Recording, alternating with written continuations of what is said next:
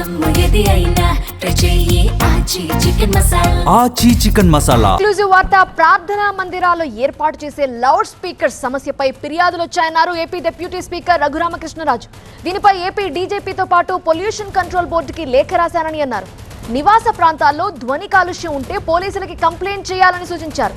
వాళ్లు గాని చర్యలు తీసుకోకపోతే ఎస్పీకి ఫిర్యాదు చేయండి అన్నారు. ఈ అంశంలో బాధితుల కోసం స్వచ్ఛంద సంస్థని ఏర్పాటు చేస్తానని చెప్పారు రఘురామకృష్ణరాజు. కొంతకాలంగా ఓ వర్గం ప్రార్థనా మందిరాల వల్ల ఇబ్బందులు తలెత్తుతున్నాయని ఆరోపిస్తున్న రఘురామకృష్ణరాజు లేటెస్ట్ గా వాటిల్లో ఏర్పాటు చేసే లౌడ్ స్పీకర్ల అంశాన్ని ప్రస్తావించడం ఆసక్తికరంగా మారింది. దీంతో ఆయన ఫిర్యాదుపై అధికారులు ఏ విధంగా స్పందిస్తారు అన్నది ఇంట్రెస్టింగ్ గా మారింది. ఈ ధ్వని కాలుష్యం గురించి నిర్భయంగా మీకు ఎక్కడ న్యూసెన్స్ అనిపించినా సరే చెయ్యండి. ఈలోపే ఎక్కడ అనుమతి 15 రోజులు మించి కూడా ఇవ్వడానికి లేదు. పర్మనెంట్గా మైకెట్టేసుకోరా అని చెప్పి పర్మిషన్ ఇవ్వడానికి జిల్లా ఎస్పీకి కానీ లేకపోతే డిఎస్పీకో కింద ఉన్న ఎస్ఐలకో ఎవరికి కూడా ఎటువంటి అధికారం లేదు, ఆ హక్కులు ఇవ్వలేదు. కనుక ఉన్న మైకులన్నీ తక్షణం పీకేయాలి అని కోరే హక్కు మీ ప్రజలకు ఉన్నది. మీరు కంప్లైంట్ ఇచ్చిన తర్వాత అధికారులు ఉదాసీనతగా వ్యవహరిస్తే మీరు కంప్లైంట్ ఇవ్వండి.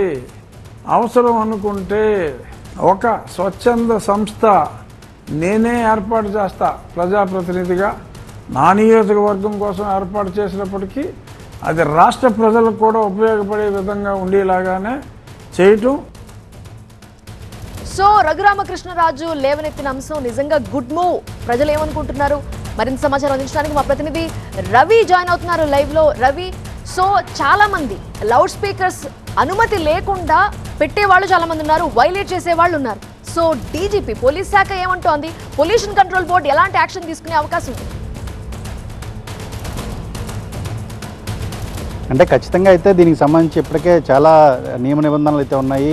లౌడ్ స్పీకర్ల ఏర్పాటుకు సంబంధించి అది ఎక్కడైనా సరే ప్రార్థనా మందిరాలు కావచ్చు, లేదా ఇలా ఇంటి దగ్గర కావచ్చు, లేదా ఊరేగింపులు వేడుకల సందర్భంలో కావచ్చు, ఎక్కడ పెట్టినా కూడా దానికి సంబంధించి ఎంత సౌండ్ ఉండాలి, ఎన్ని డెసిబుల్స్ సౌండ్ ఉండాలి అనే దాని మీద కూడా చాలా స్పష్టమైన ఆదేశాలను అయితే వాటిని ఇప్పటివరకు కూడా పట్టించుకునే పరిస్థితి అయితే చాలామంది ఉదాసీనంగా కూడా వ్యవహరిస్తున్న పరిస్థితి అయితే ఆకువీడు కేంద్రంగా జరుగుతున్నటువంటి ఒక ఏదైతే ఇప్పుడు చర్చ జరుగుతుందో రఘురామకృష్ణరాజు ఒకవైపు, అదేవిధంగా దీనికి సంబంధించిన వ్యవహారంలో ఉన్నటువంటి మందాకృష్ణ మాదిక్ కానీ లేదా ఇతర పివి సునీల్ కుమార్ లాంటి వాళ్ళు వీళ్ళందరూ కూడా దీనికి సంబంధించిన వ్యవహారాల్లో చాలా పెద్ద ఎత్తున గత కొంతకాలంగా కూడా వాదోపవాదాలు విమర్శలు చేసుకునే పరిస్థితి కనిపిస్తుంది. ఈ క్రమంలోనే ఈరోజు తాజాగా చేసినటువంటి వ్యాఖ్యలు రఘురామకృష్ణరాజు వ్యాఖ్యలు చాలా చర్చనీయాంశంగా మారని చెప్పుకోవచ్చు. ఎందుకంటే ఇప్పటికే చాలామంది విద్యార్థులు ఎగ్జామ్ సమయంలో చాలా తీవ్రంగా ఇబ్బంది పడుతుంటారు. అనధికారికంగా ఇళ్ల మధ్యలో అవి హిందూ దేవాలయం అయినప్పటికీ కూడా లేదా చర్చిలు క్రైస్తవులు పూజించే ప్రార్థనా మందిరాలు అయినప్పటికీ ఇతర ప్రార్థనా మందిరాలు అయినప్పటికీ కూడా వాటిలో ఎక్కడైనా సరే కూడా అనుమతి లేకుండా వాటిని నిర్మించిన లేదా అక్కడ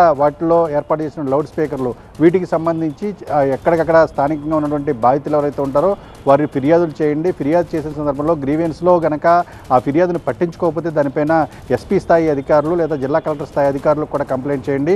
వాళ్ళు కూడా పట్టించుకోకపోతే ప్రజాప్రతినిధులుగా మాకు కంప్లైంట్ చేయాలని చెప్తున్నారు. అక్కడ కనుక సమస్య పరిష్కారం కాకపోతే స్వచ్ఛంద సంస్థగా ఒక స్వచ్ఛంద సంస్థను ప్రైవేట్ స్వచ్ఛంద సంస్థను తాను ఏర్పాటు చేసి వారికి న్యాయపరంగా కూడా అన్ని రకాలుగా కూడా వారికి న్యాయపరంగా కూడా కావాల్సిన సహాయ సహకారాలు అందిస్తారని రఘురామకృష్ణరాజు చెప్తున్న పరిస్థితి కనిపిస్తూ ఉంది. Right Ravi, thank you for joining.